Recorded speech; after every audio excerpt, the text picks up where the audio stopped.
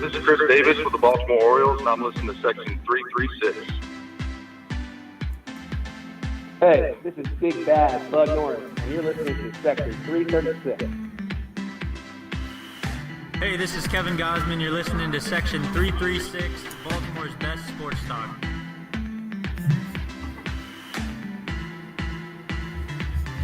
Hey, this is Jay Gibbons. You're listening to Section 336, Baltimore's best sports talk. You crying? Are you crying? There's no crying. There's no crying in baseball.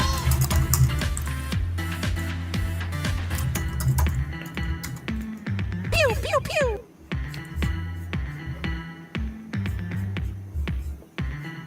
All aboard! Bye, bye, bye!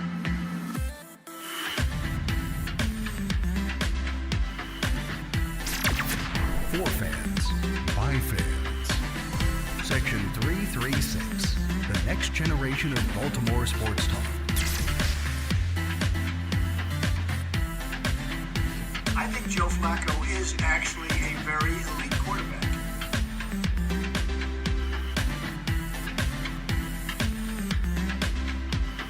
It's easy to sum it up when you just talk about practice. You build it. Hi, everybody! He will come.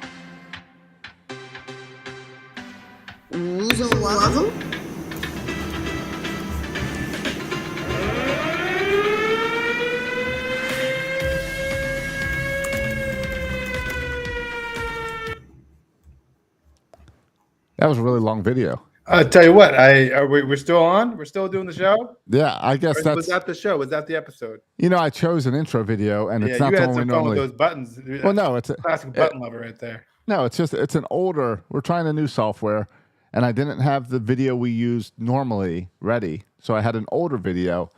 I didn't realize that. I guess we used it as like our countdown while we were streaming to get everyone to log into Facebook and everything. No, it's great. I was able to do all my show prep during the intro. You know what was great about that? My favorite part about that intro is that it did not mute your mic, so all I heard is. Oh, I realized that, and then I muted my mic because I heard in the background your kids and stuff in the background. Yeah, okay. So that's when I muted my mic because, shoot, if you can hear me, then Yes, yeah. Or if I can hear you, then you can hear me. Lots of frantic typing. It sounded like on your side. Yeah, but that's my show notes. No, do you know what I just Googled? What'd you Google? I just watched Gunnar Henderson boot another ball. Yeah, A shortstop. That's typical. So what does one do when Gunnar Henderson boots a ball? You check how many errors he had. Well, close. I Googled Joey Ortiz. Okay. How is Joey Ortiz doing? Did we really lose? And he's No. Next, you're going to start saying, well, yesterday, as the Orioles sucked, I looked up Connor Norby. Well, you can't help but notice that he had 2 home runs in a day where we had 0 runs. He had 2 home runs, two-run homers, so 4 RBI in a game where we had 0 runs and 0 RBI. That we would have won with 2 home runs and 4 RBI. So yeah, that's how that's going. That's your way now. Yeah, we keep the bad players, trade the good players. And meanwhile, we got Kobe Mayo. Would you before you go any further, would you like to welcome everyone to Section 336? Oh yeah. I am the Dealing Steering host, Matt Soroka. As always, I'm joined by the button lover, Josh Soroka. That's what Are we live? Is this recording now? I just thought that was this is pre-show talk. Yes and yes. We are live. We are recording up on, I believe we should be on Facebook, Twitter, YouTube, all the normal places. And hey, if you're there, you can go ahead and click right on over to this link I'm putting on now and go subscribe, review the show. Absolutely. Helps out a lot, especially as we make this push with the Orioles struggling and we got to get into the postseason. Make sure to write us a review, share with your friends about Section 336. Yeah, all Orioles baseball talk. Hey, listen, Josh, let me ask you a non-baseball thing. Yeah, let's talk football. Oh, yeah, you want to just touch on football real quick? No. Get to what you're talking about first. We'll talk about the... You ever do this? I find myself... We'll find a way to tow the Ravens in. I am making this year professionally at work, I've made a commitment to do something. Okay. And that's when I come across something that I don't know or don't understand, I'm trying to ask more questions and not move on until I understand it. Okay. Because my first year at Mercer, I don't know anything, and I make no effort to know anything because no one cares, right? Like the committees, Right. no one expects you to do anything on the committees. No one, there's zero expectations of you. So I don't really pay attention to anything because I know I have no responsibility here as my first year. Then the second year happens, and things start to change a little bit. You get more responsibility, but at this point, I've been there for a year, so I probably should already know, the ropes. I should know what all these acronyms stand for. I should Okay. know things, but I don't ask because I don't want to look. No, like you a can't fool. ask. It's too late for you to ask. Yeah, and let's be honest, I don't care that much usually. I don't care that much. Okay, what was the acronym that was bugging you that you finally had to ask? No, here's my issue. There wasn't an acronym. I can't, Josh. This is a very fundamental question. I hope no Mercer's listening. We have so many programs, and I can't keep them all straight.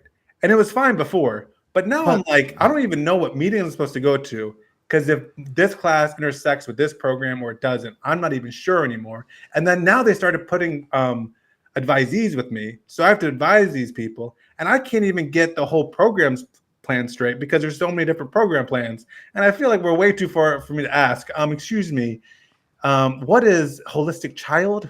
What does that mean? What's that program? And so some of these programs, what does MAT stand for actually? So yeah, is this MAT is math, right? And that's a Master's of Art in Teaching. All right. But there's some people who are in that because path who are not really getting their master's, just getting their teacher's licensure, because then there's certification and stuff. And I should have asked, but now I'm starting to. This is year 3, and I'm saying, screw it. I'm going to be here for a little while, so I'm going to start asking questions. I don't care if they're done. I'm going to start asking questions. And so I've started doing this. All right. And it's worked a little bit. A little bit? Well, I ran into an issue today because I've tried to take this into other parts of my life. Josh, you do your own taxes, right? I do. Okay. Yes. I met with an accountant today. Okay. For the first time. I've been doing TurboTax. Yeah, that's what I always do is TurboTax. Yeah. And I met with this accountant with like a mindset that I'm going to understand my taxes. And I lasted about 15 minutes. And then we're talking about like rental property taxes and depreciation value and using this formula to figure out the depreciation, but how that matters when you sell the house too. And Josh, I tried so hard and I couldn't do it. And I told the guy, I was like, I'm sorry, I can't do this anymore. And he showed me this huge book and he says, this is just the updates for the tax code in 2024. And it was like this huge book. So I was like, okay, fine. I feel better. I'm not going to try anymore. Well, that much you should know. You should know about how the tax code changes every year and everything. Okay, but Josh, don't you feel like a fool doing your own taxes when the tax code changes all the time? No, because the computer, every time I open up TurboTax, the first thing, why are we talking about taxes in October or September? But every time I open up TurboTax, it says there's a new update, and you hit update, and then it says, okay, well, hey, you're now qualified with this. Missed a big return I should have been getting the past 2 years. What was that? I don't know, Josh. It was the rental property depreciates every year. I'm supposed to take into account somehow the depreciation. So TurboTax didn't. Right, it didn't prompt me to put in. You didn't. Yeah, you didn't know about this. Yeah, and you're right. I'm probably losing out on some money that way by some codes I don't know. Yeah, but I'm really bad at keeping receipts. So if I had especially yours with the if I had to hand in a box of receipts, instead what I do is in April I go to my bank accounts and I pull records and go through and highlight what I need to deal with. Yeah, but I said I'm done. I'm not even trying anymore. I said, this guy's Andrew. I said, Andrew, you just take the wheel. Andrew. Okay. Yeah, Andrew, I'm done. You take it. I just fired a accountant named Andrew. Oh, really? This could be the same guy. Yeah. Did he have a beard? Did he sound kind of shifty? I've never met him in person. Does he live in Virginia? No, he lives right here in Macon, down the street. All right, then we're good. Okay, good. Apparently I really like this Andrew guy. We chatted for an hour meeting, just talking about taxes. And like for the first 25 minutes, I tried to understand it. And then I realized, Josh, there's some things where it's okay to not understand. Yeah. That's how I feel like sometimes football is taking a turn. If you watch football games, is my transition. Yeah. There's The like kickoffs? football shows. No, not the kickoffs. Because I don't understand the kickoff. No one does. But the way people talk about football, they're Yeah. trying to add like a lot more they're nerd trying- language to it. Yes. To explain what's going on here, the curly wag, the jaggly 3, Well, it's jaggly 2. And it's I don't care. I don't It's care. weird because in NFL and these pre-shows, you're now getting a mix of like the jock talk Yes. that like, oh, you wouldn't understand if you don't play football. Plus, you're getting the I know how to coach a team to win a Super Bowl mixture where they know the plays that should have been ran. Yeah. And then on that third side now, you're getting the analytic nerds banging in You there. get the video up there, then Yep. run The- off. and the gambler. You got to get the Oh, the gambler in there gambler. too. Yeah, forget about the gambler. Yeah, Oh, but it's like but the NFL makes so much money from the gambler right now. They I need know. the gambler. I know they need the gambler. Yeah, and I want all of you gamblers out there to ask yourself, how are they making so much money? Right. But Josh, Yeah, I why do you think suddenly betting on sports is legal in every sport in the country? Yeah. And the biggest sponsor of each of those sports is one of the gambling sites. Yep. But I got back into gambling a little bit. I've been sober for a while, but then I got an email from FanDuel.com Yes. saying if you don't log in, you'll lose any money in your account. And so I logged in, and Yeah. there was $0 in my account. But then there was But you said, but I guess I should add some. no, I didn't add some, but there was an option for play a free game for week 1. We're giving away $1 million. That'll get me back in. And I played that, and I got like 2,000th place or whatever. So I got $7, and so I'm back in with my $7. Nice. So I'm back into the gambling for a little bit, or just at least the FanDuel stuff, not the. Yeah. I mean, did you want to talk about the Ravens at all? Sure, let's just touch on it real quick, and then we'll spend the rest of the time talking about Orioles. And then we can talk about how I'm annoyed at my fantasy football already at week 1. That everyone on my team was overprojected. See, that's bad drafting. I'm having a good week 1, thanks to my boy Cooper Kupp. And mine's made worse by that I got to play dad in week 1. Yeah, that's a tough week 1. Though at least you're not like one of these people who have like 7 fantasy football teams, and so they're like, well, my 1 team is struggling, but my 3rd team is doing really well. Yeah. My 5th team, if I drafted 10 teams, I'd probably get one of them pretty good too. Right. I have 2 teams. Okay. And but I told you yesterday what burned me is that I do a survivor league every year. Yeah. And me and 45 other out of 100 people in my league all picked the Bengals. You should have talked to me first. I would have never. We did. I'm in your Michael Mara thing, and I picked the Patriots to beat the Bengals in the Michael. Oh, you're Mara in the thing. Michael Mara Picks League? Yeah, I'm called Josh's brother. Are you? I didn't even notice. Yeah, That's I'm in the funny. Survivor and the picks. There's a survivor league? Yeah, there's not many people in there. There's like 15. Oh, I didn't know about that one. Maybe I'll join it late. Yeah, Yeah, we should have probably just directed 336 listeners over to that. we should have. Yeah, We will next year. Next year, Yeah. we can do them for the March Madness. I assume they do March Madness or something over there too. Yeah, probably so. Yeah. All right. But yeah, no. The Ravens. It was interesting. I don't know what your thoughts. Here's just a general review of my thoughts with the Ravens, and then I'll get your take. Okay. I was thinking about this today. I have my 3rd kid, Flora. Yeah. And with your first kid, like with Silas, like you work hard to raise that kid right. We read all the parenting books, we fed him right. We did the classical music, whatever. We did all the stupid stuff, read them all the time, made sure everything was just by the book, perfect. And then by the time you get to Flora, you really don't care anymore. And then for the 3rd child. And so Right. with Silas, like we celebrate every accomplishment and like it's awesome. And then Flora will walk up and like all of a sudden she's walking and we're like, okay, fine, Flora, you're walking. But with Silas, walking was a huge deal. Talking was a huge deal. When he didn't talk right away, we got the speech pathologist. With Flora, I have no idea if she's talking how she's supposed to or not. I really don't care. She'll talk eventually. I'm not worried about it. But when she does do something well, it's like, all right, good, Flora. I remember you exist. That's awesome. I'm sorry, I'm being too harsh here. People criticize when I talk about my kids. But that's kind of, Josh, how I feel. I feel like now The Orioles are my firstborn, right? The Orioles is who I put all my energy and love into. And I still love the Ravens, just like I still love Flora, the same. I love them both equally. Yes. However, my energy and love is focused right now on the oldest child, who I have been nurturing for years. And he's doing really well, so it's fun to watch him do really well. And I'm excited about him in his future. So that's where my energy is focused.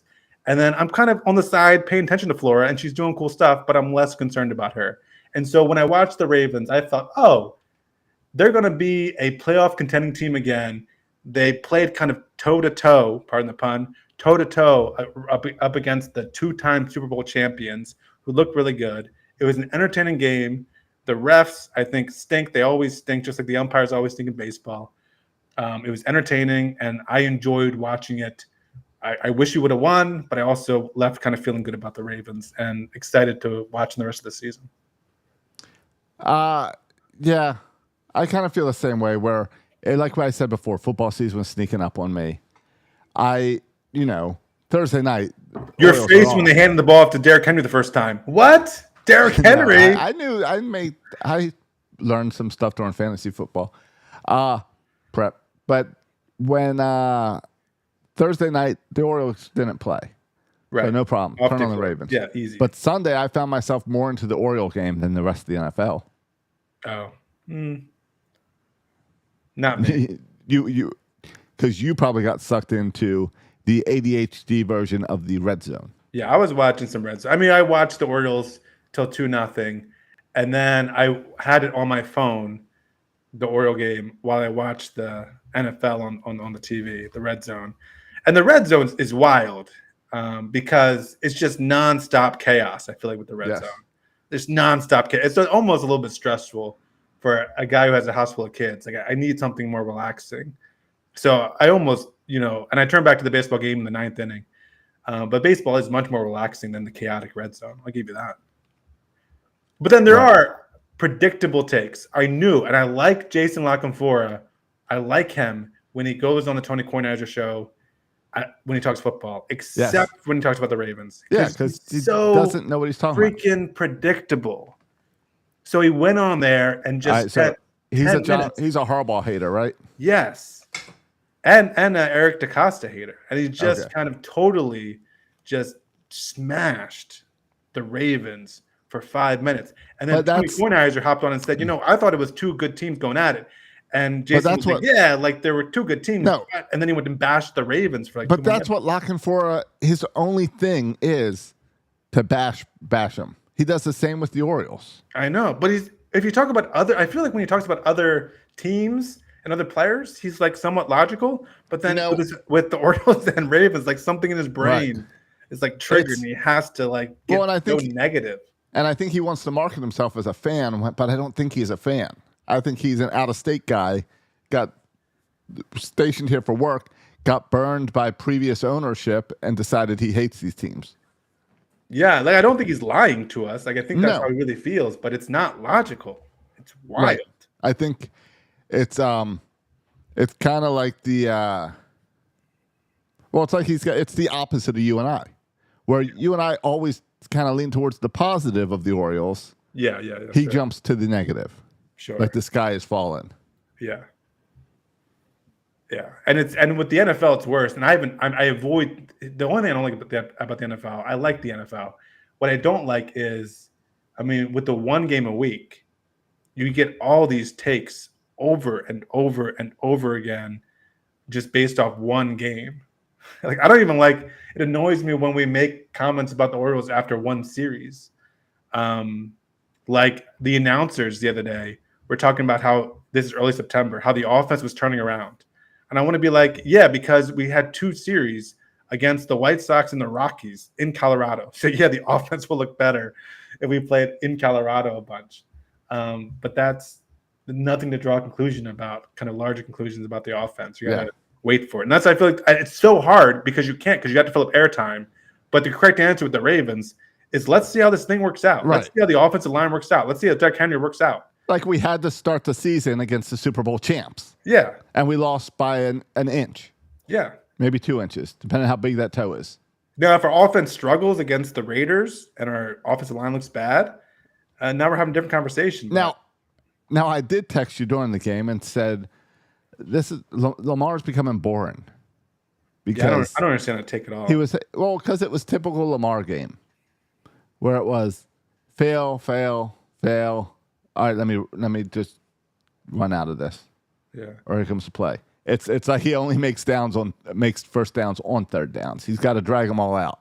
Well, the boring part was, and this is kind of a la Joe Flacco, they mentioned the first half, his average yards per pass attempt was 1 yard. Yeah, that's what I mean by boring. And that's like the Joe Flacco the short checkdowns. things. Yeah, but if I don't know how much of that's coaching, like game plan versus, Lamar's decision making. I don't know. Yeah, I'll tell you, when I play Madden, the latest Madden, I go deep. You go deep? Because we've got fast wide receivers. Yeah. So I don't know why he doesn't do it. It works for me. Yeah. And Isaiah Likely can go up there and get him. Yeah. And video game Lamar can throw that deep. Yeah. Well, I think and Flowers, I've been playing a little bit, and every time I send Flowers deep, he outruns everyone. Mm. Now, he's probably not as fast as that new Chiefs player. Yeah. But yeah, Chiefs look good. Yeah. So no, it was. I like it. I like the fantasy football thing. Silas did not leave my laptop all Sunday afternoon. Well, he likes watching the little points. He is super into it. That's awesome. That's fun. Yeah. All right. I think that's enough football talk. All right, let's get some Orioles talk. All right. Are you concerned yet about the Orioles talk? Let's start right to the Jason Locafora style of the Orioles. After some games where their bats just went cold. Yeah. Go ahead. Yeah. I said before, and I think this is still true, it's going to come down to that Yankee series in a couple series from now. So no one, and I know we're in the midst of kind of an offensive struggle that's really hard. Yes. But I'll say this.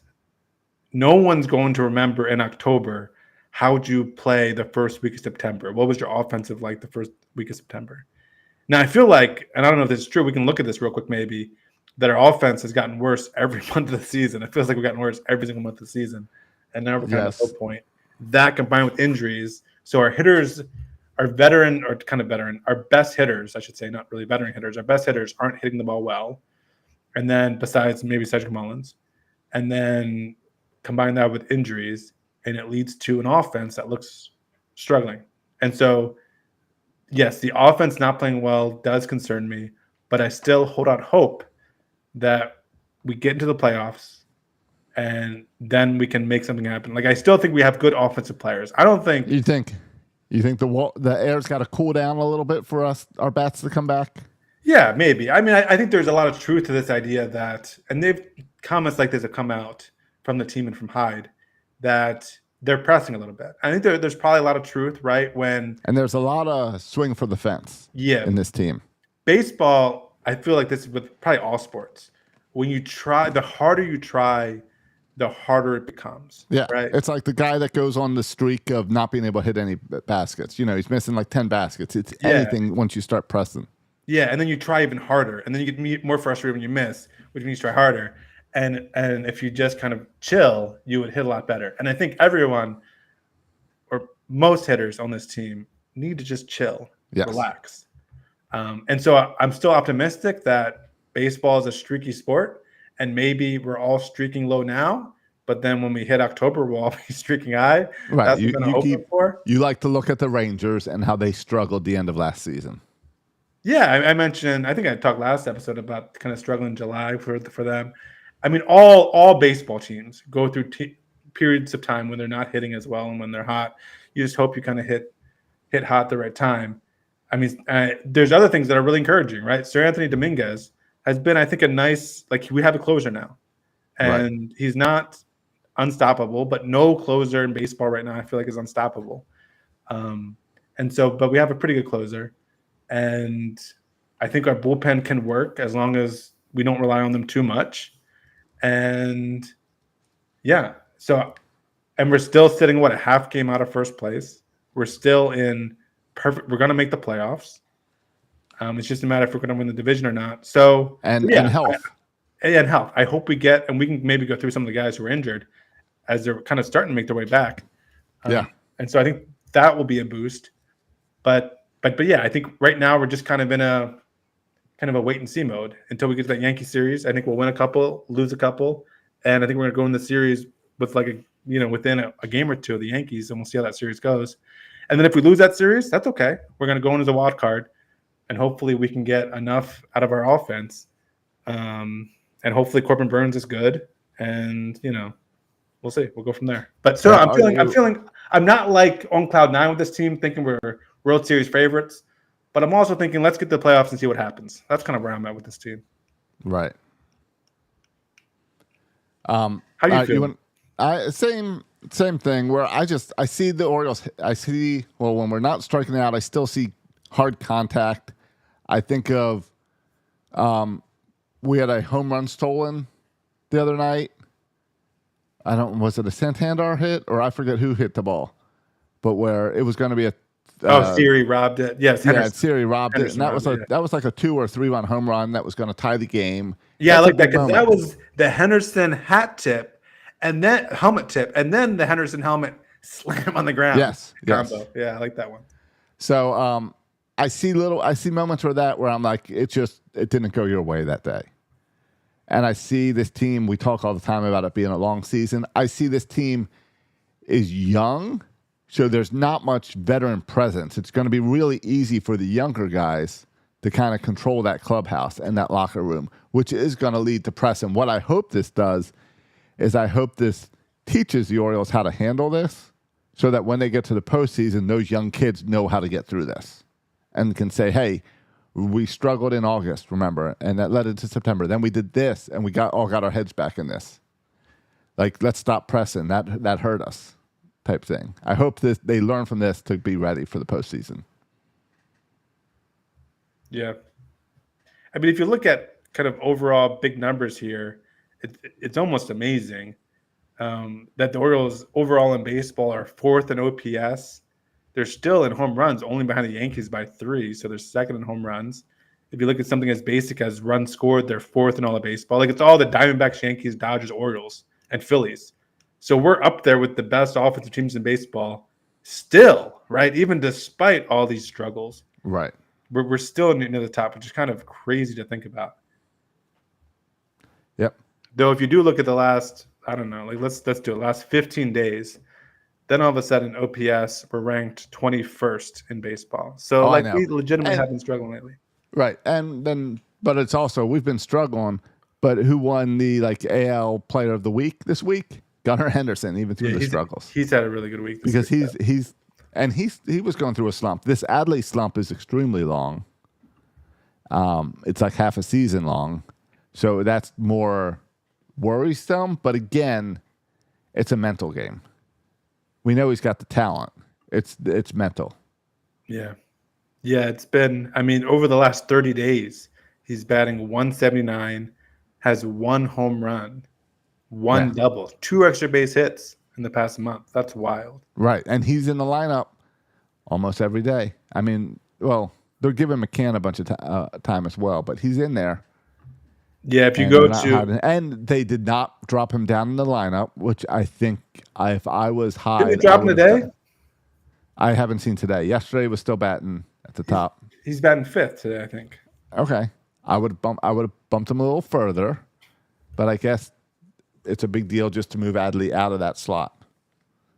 So I'm proud of Hyde to do that. Yeah. If you look at I always do Orioles news.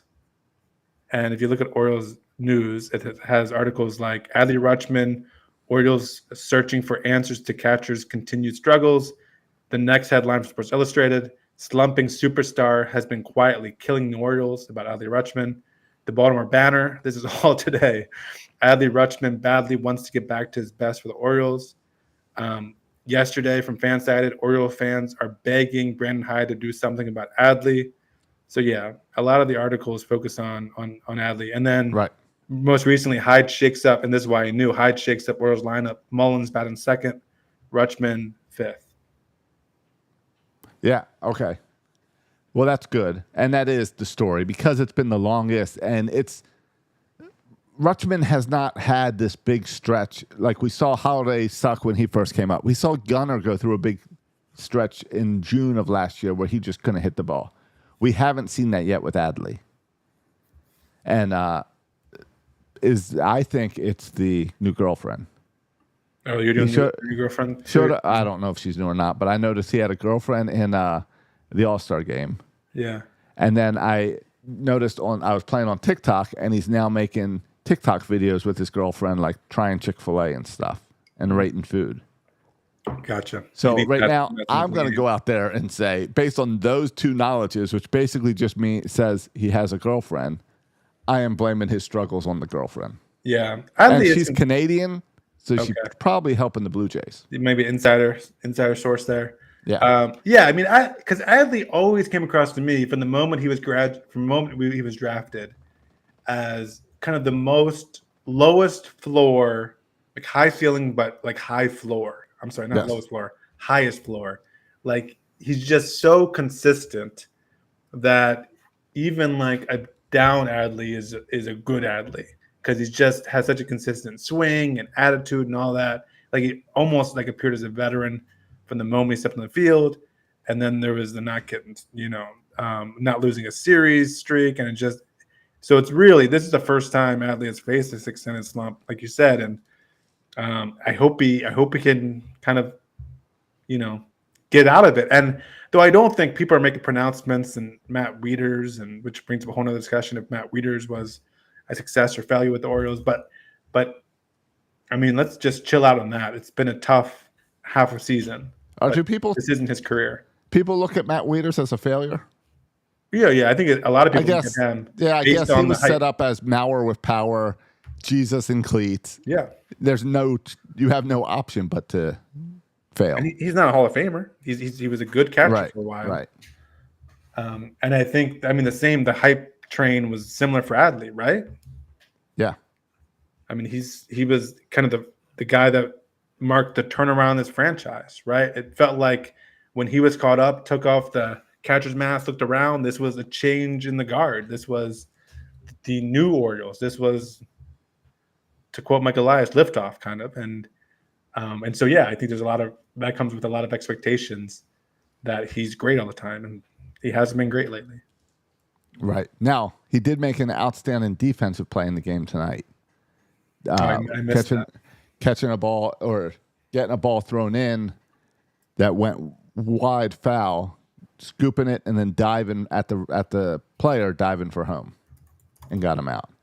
A Matt Wieters-esque play. Nice. So, do you feel better about the pitching staff after a week? Oh, and by the way, I just Googled it before you get the pitching staff. I was just curious how he stacks up in kind of F-WAR compared to some of his peers. And he's at the top with Yeah, so he's still regarded as one of the best catchers in all of baseball, even with that. So, yeah. Okay, well that's good. Yeah. Anyway, all right. So even a down year for Adley overall is still a good year. This is for his career though. Shoot, we just need to. Okay, I need to do some more work on this. Yeah, yeah. You got to go on the last 6 months or whatever. Yeah. Well, let's take the whole season at least for Adley. But no, you mentioned the pitching staff. Listen, Cade Povich struggled a little bit today. But isn't this expecting a lot out of him to fill in? Cade Povich is, to quote, what was it, Dennis Green, I think, for the Cardinals, they are who we thought they were. Like, he is who I thought he was. Like, this is the definition of a fourth or fifth starter, kind of rookie making his start up from AAA. You're going to have really good starts and really bad starts. Right. So and he had a great start last time out, and now he's struggled a little bit. And this is who he is. And I'm okay with Cade Povich. I don't expect anything else from him. Corbin Burns. So giving up just 2 runs in 6 innings or 5 2/3, whatever it was. I think it was 6 innings. That was encouraging. he still isn't. He doesn't look dominant like he did at the beginning of the season, I feel like. So that concerns me. They showed a graphic about how his strikeout rate has gone down every year of his career, and this is the lowest strikeout rate he's ever had in his career. That's concerning. He's not swinging, not getting people to miss. So I'm a little concerned about Corbin Burns. And I mean, I feel good about Zach Eflin. I want Grace Rodriguez. Seems to be on the mend. I want him back here. yeah, they said he was throwing. Yeah. I don't know if he was on a mound yet, and he will need a rehab start. Yep. And So- I feel good about Dean Kramer. He seems to pitch better down the stretch always. So I feel All good right. about him. Yeah, and he had a no hitter for a while there. Yeah. So, yeah, that sounds good. Yeah. It says Orioles Grace Rodriguez could face hitters this week. So that's Perfect. good. All right. Yeah, it's kind of perfect timing. And you said the closer you're fine with. Like, teams are going to blow saves. Yeah, I'm good with Sir Anthony Dominguez. Out of all our bullpen guys, Yes. and my expectations this year have been, and I think we were spoiled, obviously, last year. And so, we had to adjust our expectations, and we did accordingly. I think Birdland, if they're anything like me, like my expectations are kind of at the floor now. So anyone who can kind of get a save sometimes and not just blow it every single time, Right. I'm kind of good with, based on what we saw with Kimbrel. So Yeah, but- I like Sir Anthony Dominguez as our closer. Yeah, but then at the same time, yeah, you want that offense to come alive because we might need all 8 runs tonight. Yeah, I know. That's the other thing.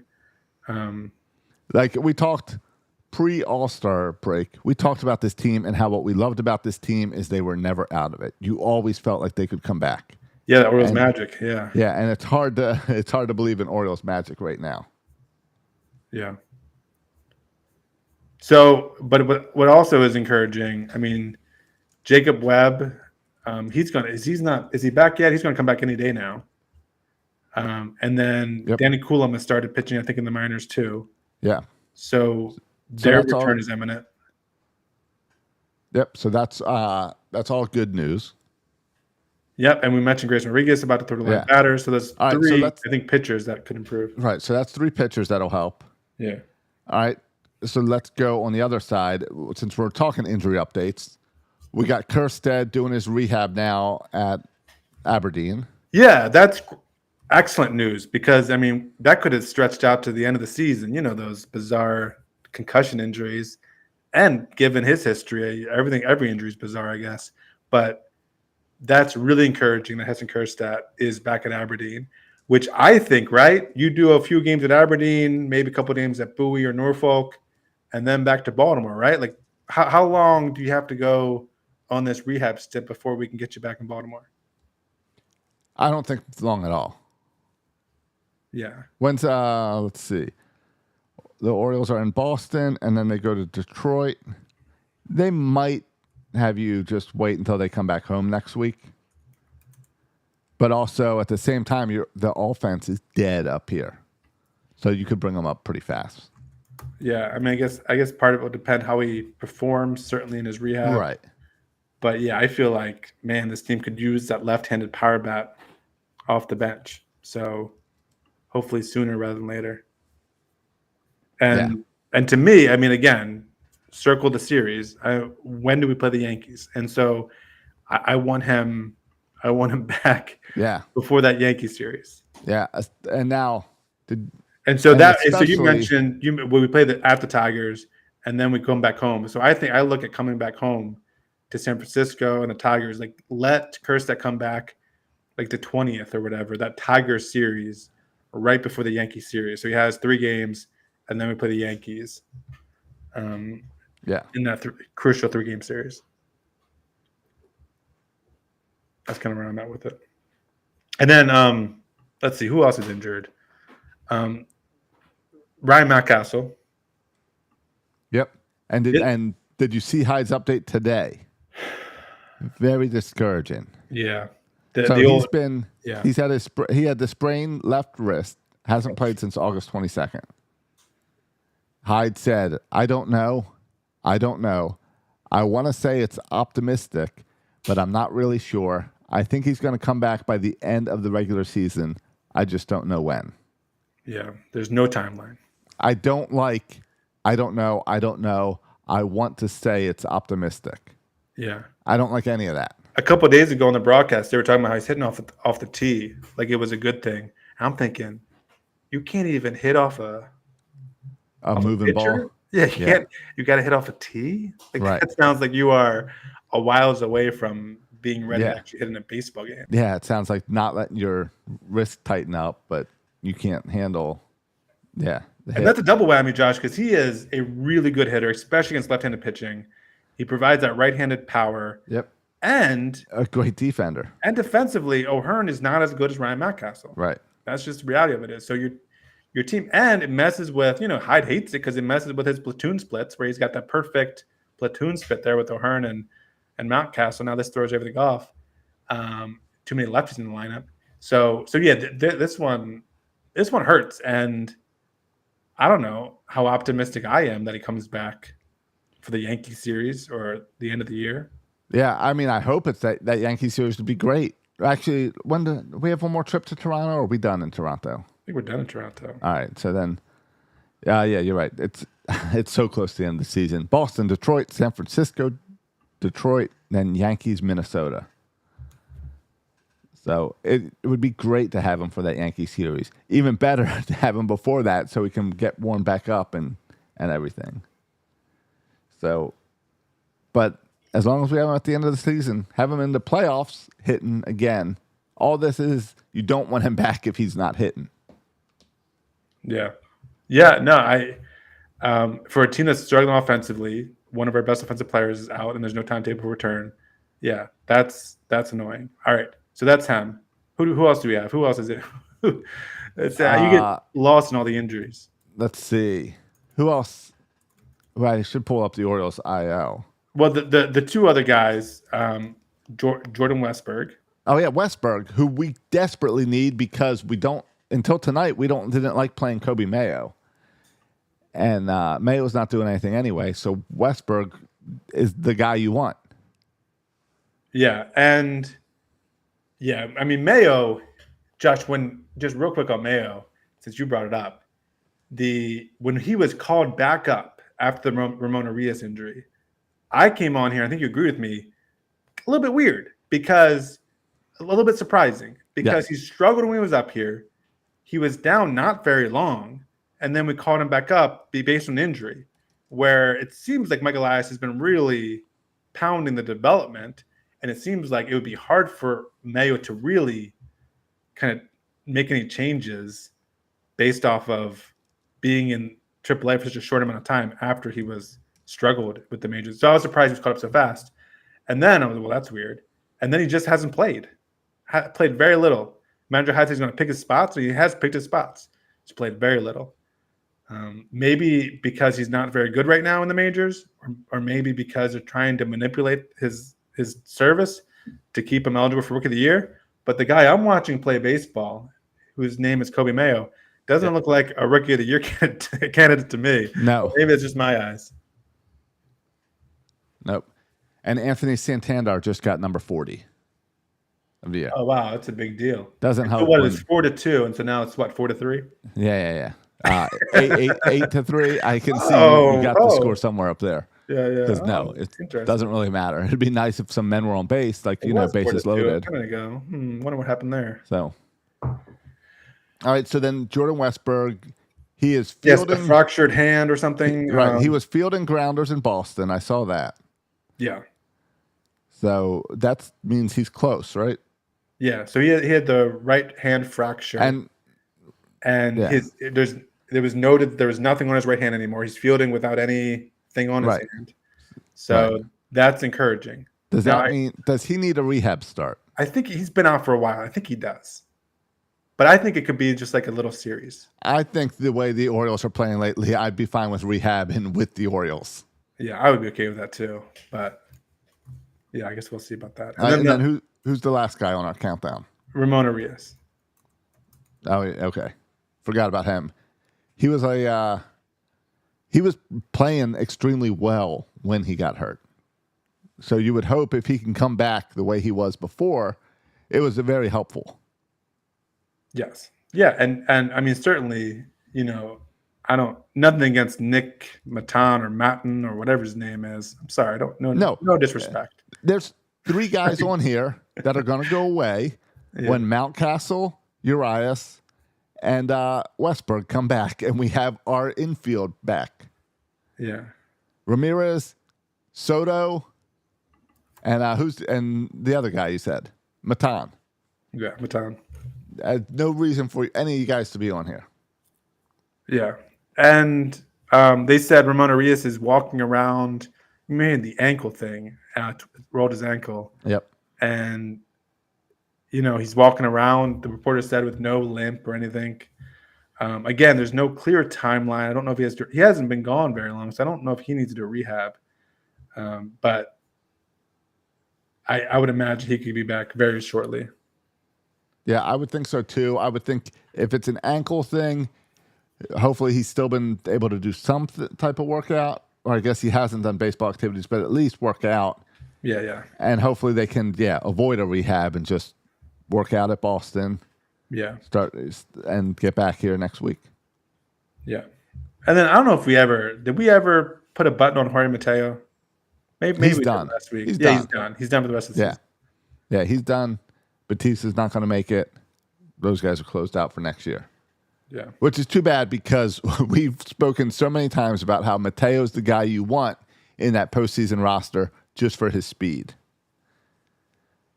So I wish you could just, wrap up that arm or something so he can still run for us.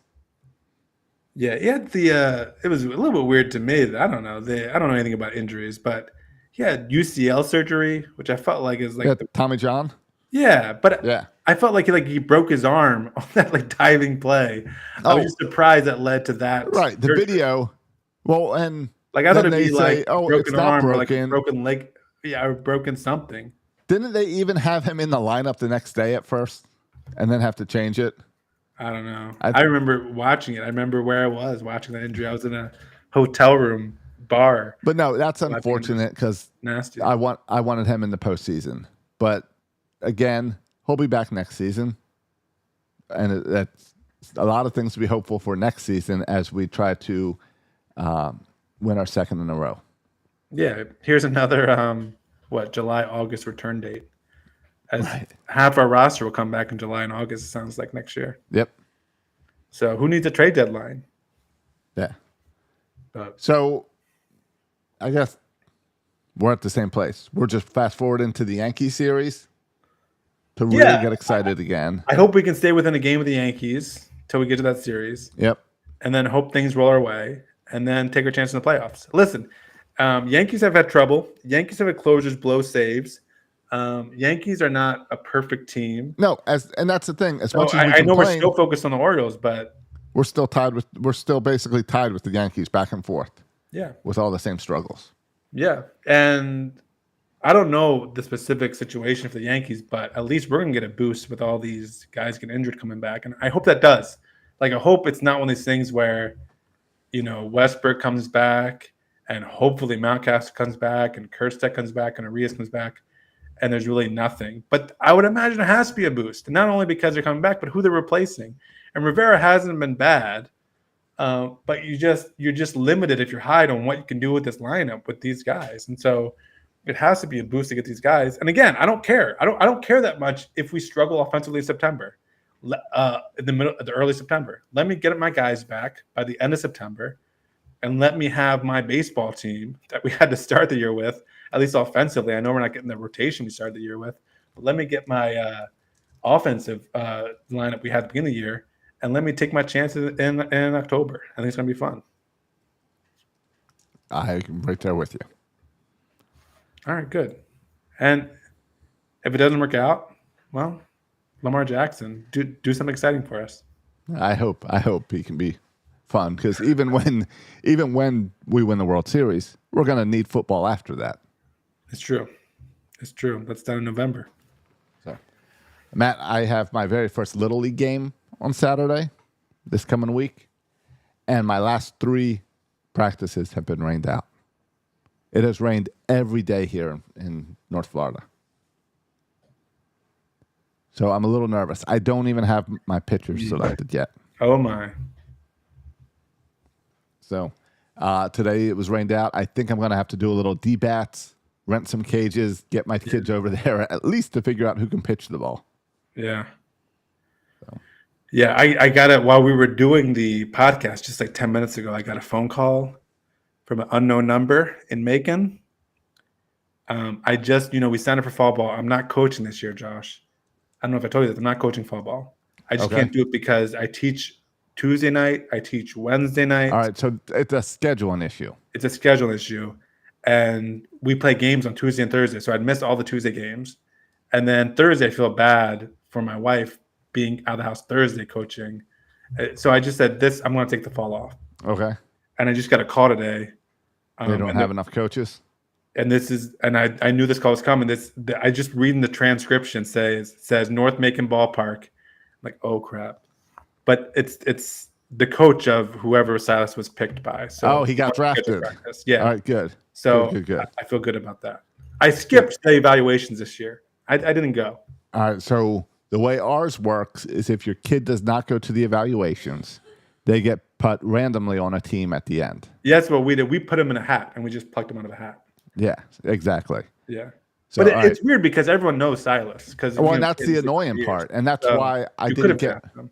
And that's the annoying part. And that's why my favorite kid, I did not get back this year because he did not show up to evaluation. Oh, so you couldn't draft him. So I couldn't draft him. He got assigned to another team, and then the guy wouldn't trade for him. I had two of my players not show up. I had to make some trades afterwards to get them. And this guy would not trade back my best player from last year. Yeah. No, that's dumb. Yeah, because I think he had him the year before. I think I stole him from him. Yeah. This is your best player? Yeah. Oh, no. Yeah. But I got my team this year. This is the Santander fan, right? Yeah. But my team this year, I'll tell you, it's as a whole. Now, before the season starts, I will tell you, this is the best team I've ever coached. Oh, really? Yeah. All right. So we'll see how it goes when we actually have to play the games. All right. But as far as coaching kids, it's the best. It's both talent and like practices are going the smoothest they've ever gone and all that. All right. So that's cool. Yeah, and I told you, like, Silas is officially on the travel ball team. I paid my money. I paid the $500 stupid dollars. He's on the team. No, but I like that because that means he might play weekend games and I can come see him. Yeah, he should. That's how they do tournaments on the weekends. So, because goodness knows, Little League now anymore can't play on the weekends. Goodness no.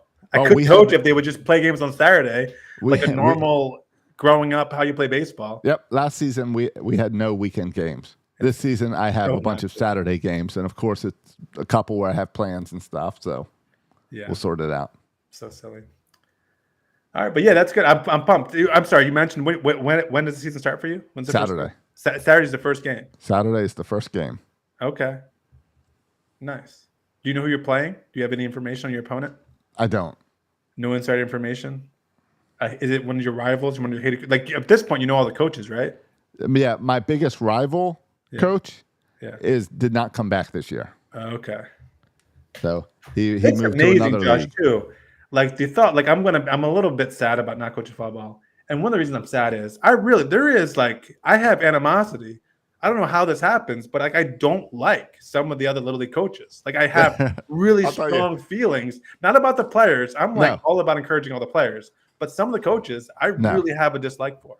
And I don't know really where that comes from, or I was not expecting to have a dislike for other coaches. But you do. You have your rivals. You have things you don't like that other coaches do that rub you the wrong way. Yeah, I'll tell you. This rival coach was fun. It's like the Toronto Blue Jays coach. Oh, I hate that Toronto Blue Jays coach. It's like that coach before Little League. This was the coach of the Braves. Okay, I don't like the Braves. And we had big games against each other, and it was always competitive. And he was one of the type of coaches that is like making his kids run laps when we beat them. This is the anti-fun against your whole philosophy. Yeah, the anti-fun. And I was coming up as all fun. Yeah. And we were able You're to saying let's replace the balls with beach balls. And here's the other. And then he had his like college age daughter as his assistant coach, and she was like more intense than him. Oh man, So it just like Dad and so it was just like yeah, that was the team you wanted to beat all season yeah, because they were super competitive. yeah, and they're probably good too. Right. But we beat them a few times, and that was fun. And it made me respect that guy and like going up against him. It's my rival, but that's because it's the funnest game of the year. Yeah, don't you like Josh? And I was debating whether putting Silas in a different sport for the fall, just because I don't want to overkill baseball. But I like fall ball a lot. It feels. I like the weather better. It feels more chill. Like the parents, the coach, everyone feels more chill in my experience. I don't know if you agree with this in the fall as opposed to the spring. There's less teams, less players. Everyone's kind of chill. It's like the off-season practice. Yep. There's no pressure to have a lot of practices. Where the spring, it feels much more. This is a coaching. Everyone was much more serious and into it in the spring. Yep. No, that's definitely how it goes. Yeah. So I like the fall ball. Like if I could choose one, I would probably just stick with fall ball and skip the spring. Yeah. Have them play something else in the spring. As we get out of here, I just got an email that 13 of my T-shirts now have been approved by the MLB Players Association as official approved shirts. So they will be going up on Breaking T, I assume later this week. I'll find out tomorrow. So do you still have a website, Berlin Sports, or no? Does it all I do. It's all going to redirect to Breaking T very soon. Okay. But that's cool, Josh, that you're able to do those.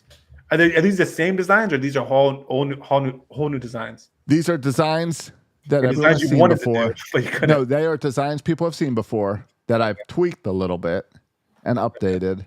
And then there is one brand new design that I've not posted it online. The only people that have seen it is Breaking T.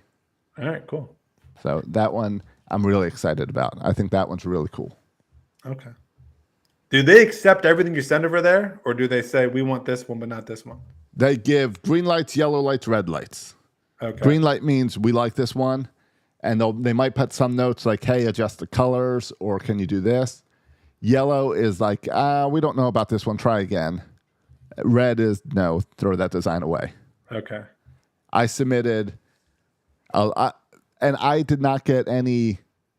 I got a few red lights, but it was more of this isn't going to pass the Players Association. Gotcha. Is what those red lights were. That was the John Angelo's clown shirt. Was no. I only spent. I told you I've got 13 approved. I only sent like 15. Okay. And what they were the two that got rejected were Raven themed shirts. Okay. Because the NFLPA has weird requirements working with the NFL. Okay. Like you can't use the NFL logos, obviously, but you also can't use like all three colors of a team. You can only use the two, and then you can't use both primary colors. Oh, so weird. You can use like purple and white, but you can't use purple, white, and black. Oh, interesting. And it's weird. It's weird color scheme, things like that. So I got some stuff kind of just knocked out because of that. Yeah. But all my Oriole shirts that I submitted got approved. I just had to make a few tweaks to a couple of them.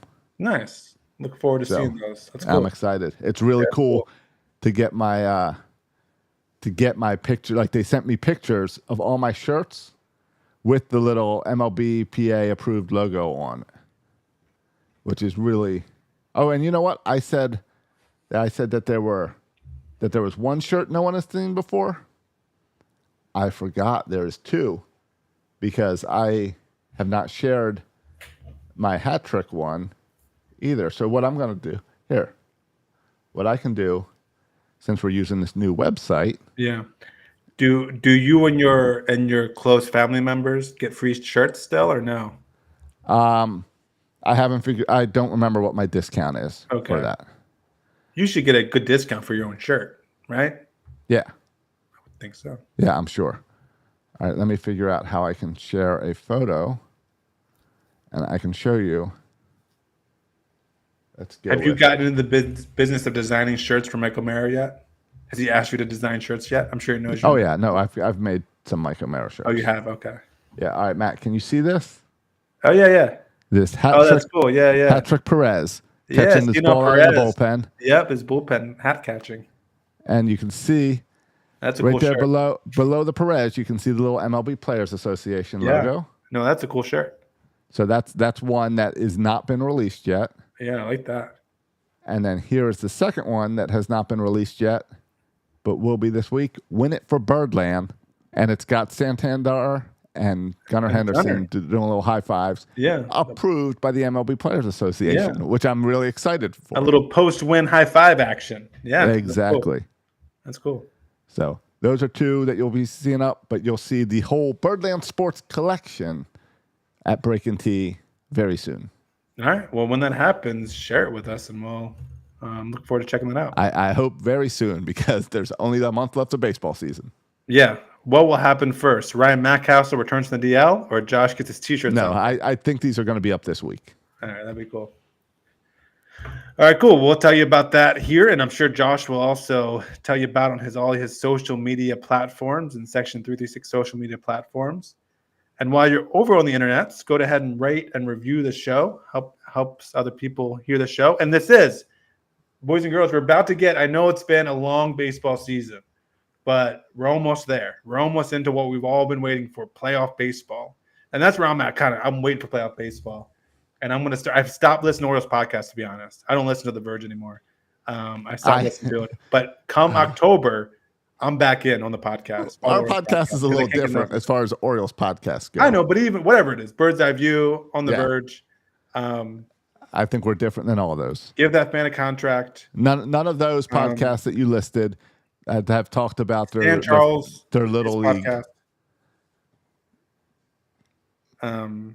Jimmy's podcast. Speaking of podcasts, you surprised me last week by telling me that you listen all the time to the Mike O'Mara show. I didn't say all the time. I pick my spots. Okay.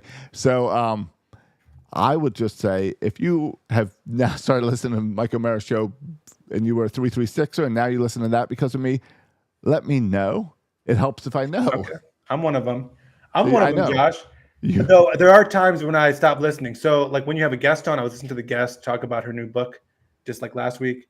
And whenever Mike O'Mara introduces you by saying you don't pronounce your consonants or something, that's when I turn the episode off. Like he can't get over it. He can't get past it. No. All right, you don't say your G's. Let it go, Mike. Let it go. I did tell him this week, hey, I've been with you 5 months. If I could learn how to do it, I would change it. Yeah, and that's fine. And I don't think he's bothered by it, but he doesn't need to mention it every time he introduces you. But you know why? Because the listeners do the same thing. Oh, do they? The listeners there's comments on the forum and Facebooks and all the time about whenever they see the G like an apostrophe, like IN apostrophe, they take a picture and post it on there. I sent an email out. They're feeding it to Mike, and he just can't get enough of it. I sent an email out to Mike listeners earlier today, and I got an email back. I hope you don't include any G's in your emails. The email heading is, "We'd be nothing without you." You know what I get back in my email?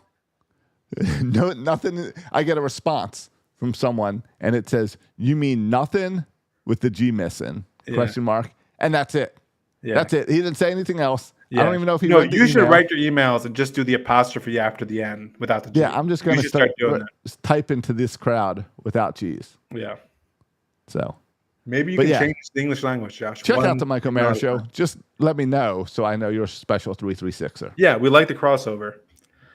And check out the Journal of Adolescent Literacy podcast. That's less of a crossover. It's all right. I hope that we have something new to direct them to this offseason. Yeah. That we're both proud of. Yeah. I hope so too. We're always thinking. Hey, how big was? I know we've been trying to close this for 10 minutes. I know. I'll close this. How surprised were you that the Zany one still listens? I was very surprised. Me too. Shout out I was to the Zany one. Now I will send an invite to invite him back to the show. Yeah. See if he wants to hop on some. Yeah. We're taking shots at him. I mean, we weren't really taking shots at him. We were sympathizing with him. And he caught us out on Twitter. So yeah. If you want to call us out on Twitter, you can follow us on Twitter. You can follow me on X. At Section 336. And you can follow Josh on X. At Josh Soroka. And the show goes live every week at Section 336 Show. Nice. Not 336. That's mine. Right. Yeah. We should have thought about that at the beginning. 12 years ago. Yeah. Thanks for listening, boys and girls. And as always, go O's.